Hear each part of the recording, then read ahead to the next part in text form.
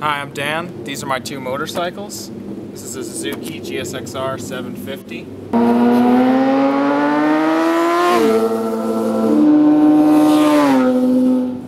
Goes about 180 miles an hour.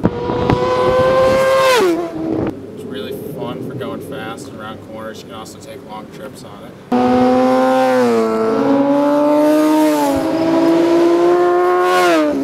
This is my other bike. This is a KTM 450 SMR.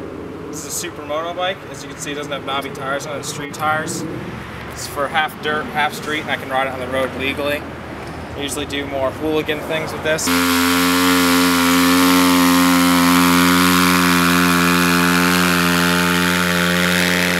Ride wheelies,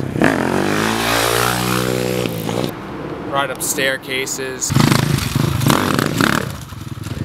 but I can still ride on the street as well. I really enjoy riding motorcycles because, I mean, it's more of an adrenaline rush than anything I've ever found. It's just such a free feeling when you're on a bike.